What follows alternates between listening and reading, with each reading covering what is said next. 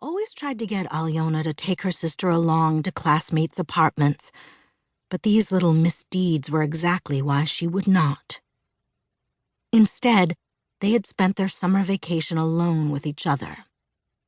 Ilyana had taught Sophia how to do a back walkover in the damp parking lot behind their building. In July, they took the bus 40 minutes to the municipal zoo, where they fed candy through the cage to a greedy black goat. Its slitted pupils swiveled in its head. Later that afternoon, Ilyana pushed an unwrapped milk caramel through a chain-link fence to a lynx, which hissed at the sisters until they backed away. The caramel sat on the cement floor. So much for the zoo.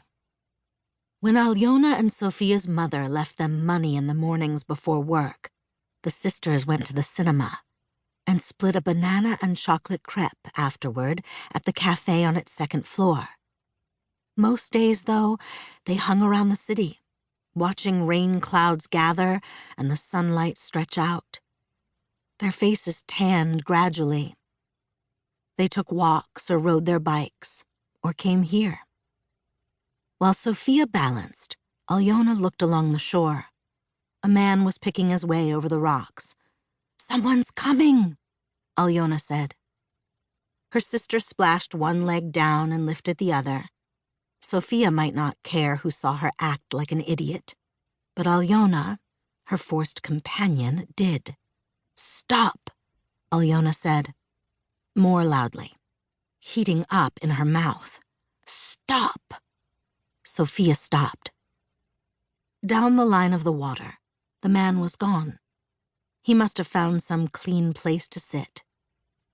All the frustration that had been rising inside Ilyana seeped out like a bath when the drain was unplugged. "I'm bored," said Sophia. Ilyana lay back. The rock was hard on her shoulders, cold on her head. "Come here," she said. And Sophia stepped out of the bay, picked her way over, and squirmed next to Ilyana. The smallest stones crunched together. The breeze had left Sophia's body as cool as the ground. "Want me to tell you a story?" Ilyana asked. "Yes."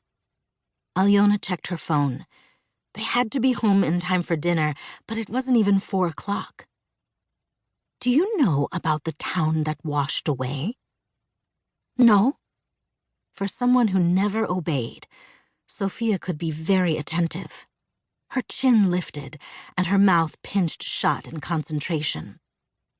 Ilyana pointed down the shore at the most distant cliffs. To the girl's right was the city center, from where they had walked this afternoon. To the left, marking the mouth of the bay, were those black hulks. It used to be there. In Zavoyka? Past Zavoyka. They sat under the peak of St. Nicholas Hill.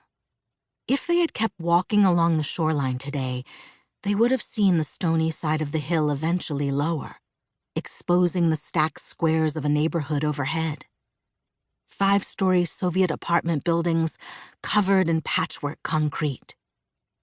The wooden frames of collapsed houses. A mirrored high-rise, pink and yellow, with a banner advertising business space for rent. Zavoyka was kilometers past all that, making it the last district of their city. Petropavlovsk-Kamchatsky. The last bit of land before sea. It was at the edge of the cliff where the ocean meets the bay. Was it a big town? It was like a settlement, like a village. Just 50 wooden houses filled with soldiers, wives, and babies. This was years ago, after the Great Patriotic War. Sophia thought about it. Was there a school? Yes. A market, a pharmacy, everything. A post office. Ilyana pictured it.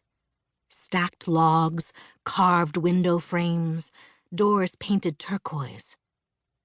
It looked like a fairy tale. And there was a flagpole.